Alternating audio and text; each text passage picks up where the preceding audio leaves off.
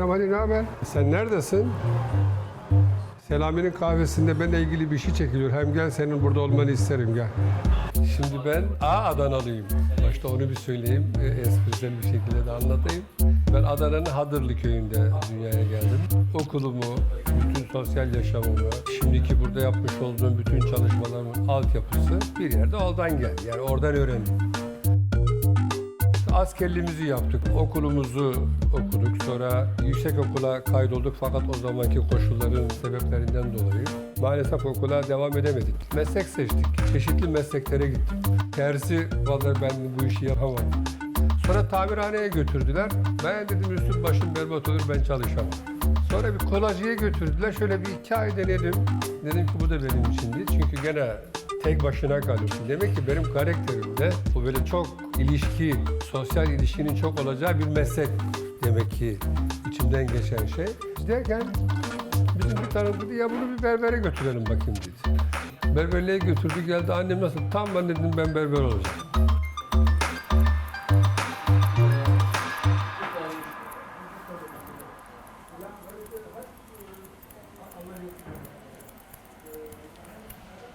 Ben Almanya'ya 1976'da geldim. Herhalde bir anne baba hasretine fazla dayanamadım o dönemde. Tekrar döneceğim dedim ve ben eşimle beraber, birinci doğan oğlum Berkan'la beraber tekrar Adana'ya dönüş yaptık. 79'un Şubat'ın 28'i uğursuz bir gündür benim için Türkiye'de. Bir gün gazetede baktım ki benim de dükkanım var. Dükkanımın içinde 9 tane personelim çalışıyor. Evim parkım bitmiş, hiçbir sorunum yok aslında. Ama o terör hareketlerinin ateşlenmesi sonucu böyle sürekli bir tedirginlik yaşıyorum. Bir endişe duyuyorum falan. Ki 12 Eylül'den sonra da ortaya çıkan sonuç olarak da bunu biz canlı canlı yaşadık. Öğleden sonra silahı bir sol gruba, akşama doğru da sağ gruba veriyorlarmış. Aynı silah 2 kişiyi de öldürüyor. Ve biz o arada Milliyet Gazetesi'ni aldım. Direkt bükerdim, Avni İpek'in durum yazısını okurdum. Durum yazısını okuyorum, sonra başı kaldırdım. Avni İpekçi öldürüldü diyor. Ya diyorum, ben şimdi gerçekten bu bir kabus mu, rüya mı? Sağıma soluma bakın, hakikaten dükkandayım. Bir gazete daha aldım, hakikaten okuduktan sonra akşam eve gittim.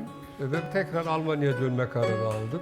1979'un 11. ayın 23'ünde yerleşik olarak ben buraya geldim. O'dan itibaren de buradayım. Bir de ben faal bir adamım yani. Bir anormal, şimdi herkes beni berber zannediyor. Ben berber falan değilim, anormal bir berberim.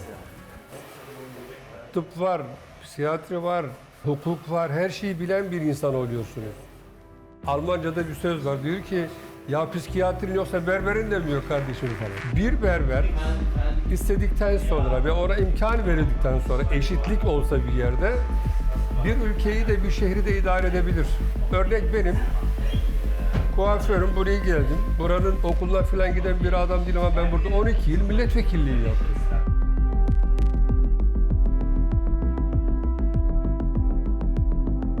Sevgili Behçet burada yalnız mesleğiyle ilgili değil, aynı zamanda toplum sorunlarıyla ilgileniyor. Yani bu siyasetle birebir iç içe olduğu için ve Hamburg'u temsil ediyor. Her şey insanlara dokunmakla başlıyor. Behçet abi de bunu çok iyi yapıyor. Türkiye'den her kim gelirse gelsin, nişanıyla, insanların düğünüyle, oturumuyla, ev kiralamalarıyla ya da işte buradaki Alman makamlarındaki sorunlarıyla ilgilenmeye başlamış. Adres arar birisi, bir adrese ulaşmak ister, Behçet abiyi arar. O her konuda genel olarak bir bilgisi vardır. O anlamda da Fahri olarak Hamburg muhtarı lakabı takılmış. Yani cidden Hamburg'un muhtarı. Şimdi tabii biz de Hamburg'da yeniyiz. Behçet Algan ismi çok büyük bir isim. Hani öyle konuşuluyor sonuçta hani meslekler arasında. Hani ünlülerin kuaförü. Çok insan gelip gidiyor falan.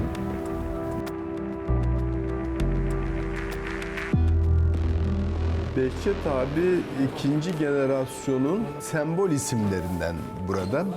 gerek sivil toplum örgütlerine sunduğu katkı, gerekse insanların sorunlarına yardımcı olmaya yönelik çabalarım. Ayrıca Almanlarla Türkler arasında da bir köprü.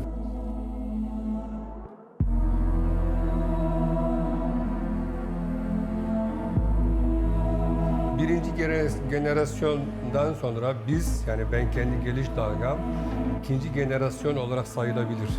Ve biz tabii 79'da geldiğimizde yalnız ülkemizde o terör olayları yok.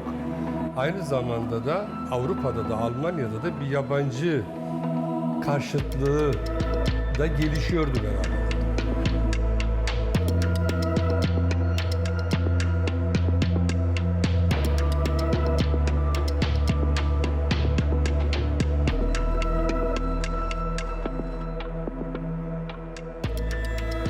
Dişinden poposuna kadar muayene edilerek gelen insanlar topluluğundan geldik. Biz bütün o zorlukları yaşamış böyle bir kesim var. Birinci jenerasyon çok büyük bir teşekkür hak ediyor. Çünkü o gelen insanlar aslında çok mütevazi davranmış. Bilmiyorum demiş.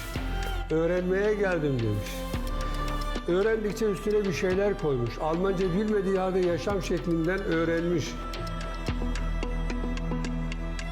Sonra ikinci dalga olarak bizler, ikinci jenerasyon olarak bizler de onları yaşadık.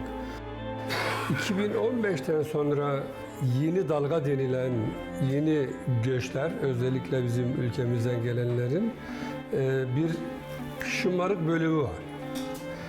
Aslına bakarsan ne ülkeyi tam anlayabilmiş ne de buraya geldiğinde bizi anlayabilmiş değil. Çünkü bizim burada çektiğimiz zorlukların o farkında değil.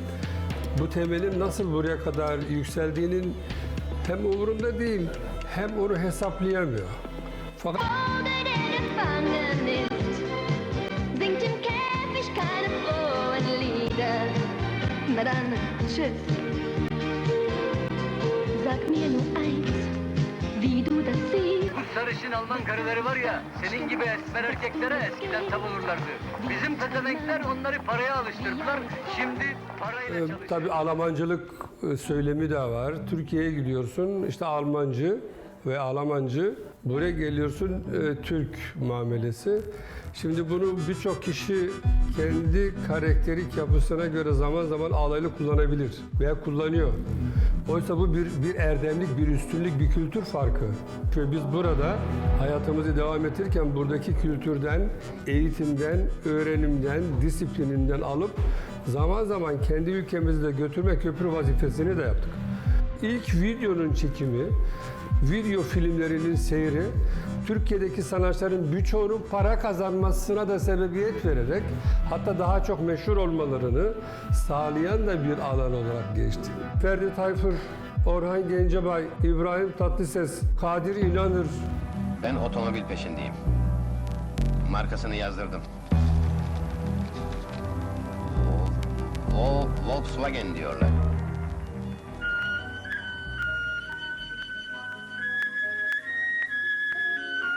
Mesela Demirel'in bir sözü var. Memleket 70 sente muhtaç dedi. O ekonomik dar boğazda bile buradaki cefakar insanların bilerek ülkeye para gönderme biçimiyle orada tam tıkanmakta olan devletin mekanizmasını bile bu Almancılar çalıştırdı. Peki sen Almanca diyorsun, hiç Almanya'ya geldin mi diyorsun, yok diyor. Peki sen Avrupa'ya çıktın mı, yok diyor. Peki sen nasıl öyle bir kanaate varıp bana Almanca diyorsun? Ne demek istiyorsun bana? Dolayısıyla bu Almancılık demek aslında bize, yani bizim arabamıza vurulmuş bir Mercedes damgası gibidir.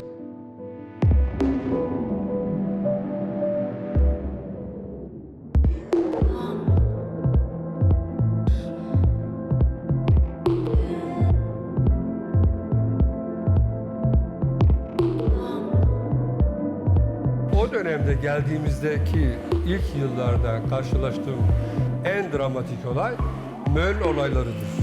Zollingen olaylarıdır. Evler yakılıyordu, insanlar öldürülüyordu. Ramazan Avcı'yı U-Bahn durağında sadece kafası siyah, saçları siyah diye öldürdüler.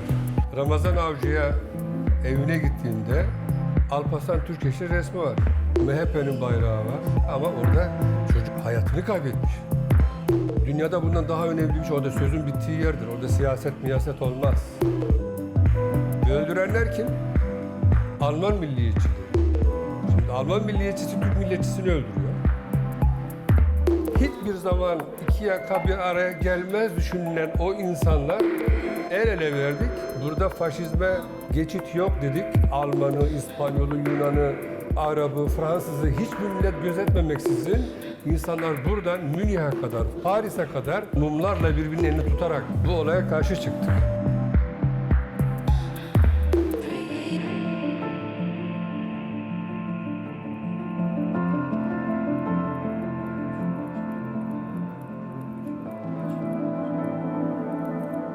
Elinde kelepçe, boynunda zincir.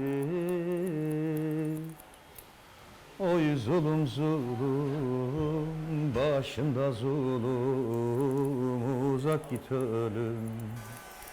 Düştük bir ormana, yol belli değil. Oy zulüm zulüm, başında zulüm, uzak git ölüm.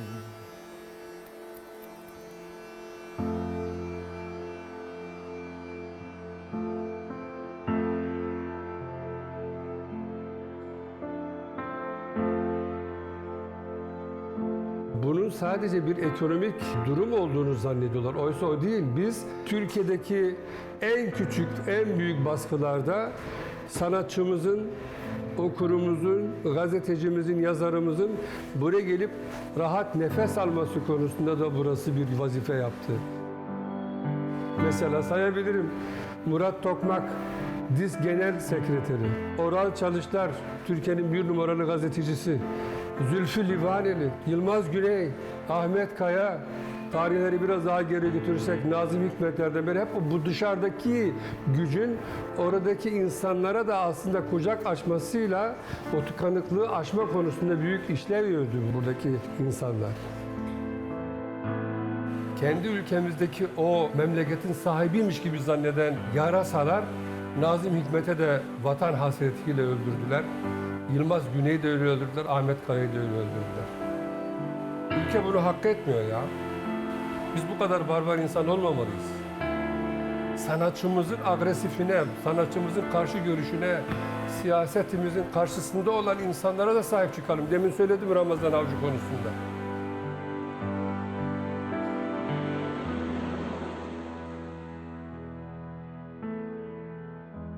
Bütün dünyayı burada tanıdım.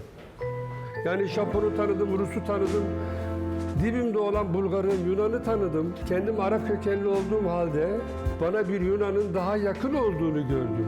Bana burası Hamburg gösterdi.